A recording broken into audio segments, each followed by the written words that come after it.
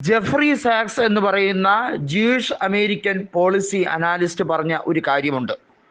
Israel ഭരണകൂടം ഏറെ നാളായി ആഗ്രഹിക്കുന്ന ഒരു ദുരാഗ്രഹം എന്തെന്ന് വെച്ചാൽ ഇറാനും US-ഉം തമ്മിലുള്ള നേർക്കുനേർ പോരാട്ടത്തിലേക്ക് കാര്യങ്ങളെ വലിച്ചടുപ്പിക്കണം. അതിനുവേണ്ടിയുള്ള ഒരു തുടക്കമാണ്. അതല്ലാതെ അവർ യുറേനിയം വികസിപ്പിച്ചെടുക്കുന്നതുമായി ബന്ധപ്പെട്ട കാര്യമോ അതല്ലെങ്കിൽ ഇറാനിനെ വലിയ തോതിൽ ഹിസ്ബുള്ളയും അതുപോലെ തന്നെ ഹമാസും ഒക്കെ പിന്തുണയ്ക്കുന്നു എന്ന് പറയുന്ന ആരോപണങ്ങളോ ഒന്നുമല്ല. കൃത്യമായും ഇസ്രായേൽ പ്രധാനമന്ത്രിയായ ബെഞ്ചമിൻ നെതന്യാഹുവിനെ എങ്ങനെയും US-നെ വലിച്ചിഴയ്ക്കണം. US-ലെ പ്രസിഡന്റ് ആയിട്ടുള്ള ഡൊണാൾഡ് ട്രംപിന് ചില കാര്യങ്ങളിൽ എടുത്തിയാട്ടം കൂടുതലാണ് എന്ന് മാത്രമല്ല, എടുക്കുന്ന നടപടികൾ പലതും തെറ്റാണ്. പലതും സ്വന്തം പാർട്ടി അംഗങ്ങളോട് പോലും ആലോചിക്കാറില്ല. റിപ്പബ്ലിക്കൻ സെനറ്റർമാർ വരെ അദ്ദേഹത്തിനെ എതിർത്തുകൊണ്ട് പല കാര്യങ്ങളിലും ഇപ്പോൾ രംഗത്ത് വരികയാണ്. അമേരിക്കയിലെ പൊതുജനം തെരുവിലേക്ക് ഇറങ്ങുകയാണ്. കാരണം ഇസ്രയേലുമായി ബന്ധപ്പെട്ട വിഷയത്തിൽ അമേരിക്ക ഇടപെടേണ്ട കാര്യമില്ല. യുദ്ധത്തിൽ പങ്കുചേരാൻ വേണ്ടി വലിയ തോതിൽ ഡൊണാൾഡ് ട്രംപ് ചില ആഹ്വാന പ്രകടനങ്ങളൊക്കെ നടത്തുന്നുണ്ട്. അൺകണ്ടീഷണൽ സറണ്ടർ മുതലായ വാക്കുകളൊക്കെ ഇറാന്റെ മുമ്പിൽ ചിലവാകുന്നില്ല എന്ന് ഇപ്പോഴാണ് മനസ്സിലായത്. കാരണം ഇറാന്റെ പരമോന്നത നേതാവായ അയത്തുള്ള അൽ ഖമനി പറഞ്ഞിരിക്കുന്നത്, ഞങ്ങൾ അങ്ങനെ ഇങ്ങനെയൊന്നും വെച്ച് കീഴടങ്ങുന്നവരല്ല എന്നുള്ളത് നിങ്ങൾ ചരിത്രം പരിശോധിച്ചാൽ മനസ്സിലാക്കാവുന്നതേ ഉള്ളൂ.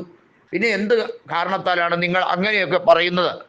ഇവിടെ എടുത്തു പറയേണ്ടത് ഇറാന്റെ ഫോറിൻ പോളിസി തന്നെയാണ്. പ്രത്യാക്രമണം നടത്താൻ ഏതൊരു രാജ്യത്തിനും അവകാശമുണ്ട്. കാരണം ആക്രമിക്കാൻ ഒരു രാജ്യം വന്നാൽ ഡിഫെൻസീവ് മെത്തേഡാണ് ഇപ്പോൾ ഇറാൻ കാത്തുസൂക്ഷിക്കുന്നത്. ഇറാഖിനെ തകർത്തതുപോലെ ഇറാനെ പരിപൂർണമായി തകർക്കണമെന്ന ആഗ്രഹവുമായാണ് ഇപ്പോൾ ബെഞ്ചമിൻ നെതന്യാഹു ഇറങ്ങിയിരിക്കുന്നത്. ഇറാഖിനെ എങ്ങനെയാണോ US ചൂഷണം ചെയ്തത്, അതുപോലെ ഇറാനെയും US ചൂഷണം ചെയ്യണം. ഞങ്ങൾ അതിനൊരു തുടക്കം ഇട്ട് കൊടുക്കാം. ഇതാണ് ബെഞ്ചമിൻ നെതന്യാഹുവിൻ്റെ ദുരാഗ്രഹം.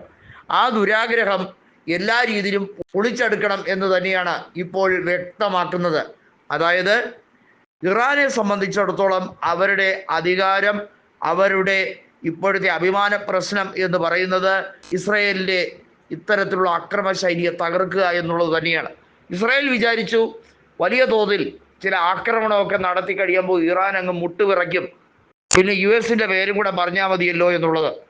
US-നെ സംബന്ധിച്ചിടത്തോളം അവരുടെ ഭരണാധികാരിക്ക് വ്യക്തമായ ഒരു ഫോറിൻ പോളിസി കാഴ്ചപ്പാടില്ല എന്നുള്ളത് വ്യക്തമാവുകയാണ്.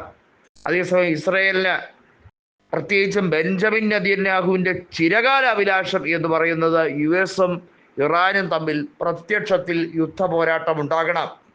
അങ്ങനെ ഇറാനെ തകർക്കണം. ഇതാണ് ഈ വ്യക്തിയുടെ ഏറ്റവും വലിയ ആഗ്രഹം. മുസ്ലിം വിരോധിയായിട്ടുള്ള ബെഞ്ചമിൻ നെതന്യാഹുവിന് ഇതെല്ലാം ഒരു യുദ്ധവെറി, അഴിമതിയിൽ മുങ്ങി നിൽക്കുന്ന സ്വന്തം പാർട്ടി, അതുപോലെ തന്നെ സ്വന്തം കുടുംബം. ഇസ്രയേലിനെ സംബന്ധിച്ചിടത്തോളം, ഇസ്രയേലി ജനതയെ സംബന്ധിച്ചിടത്തോളം അദ്ദേഹം ഒരു കറപ്റ്റഡ് പൊളിറ്റീഷ്യനാണ്. എന്നാലും ആ വിഷയങ്ങളിൽ നിന്നൊക്കെ വ്യതിചലിക്കാൻ ഈ യുദ്ധം മാത്രം മതിയാകും എന്നാണ് നെതന്യാഹുവിൻ്റെ കണ്ടുപിടുത്തം.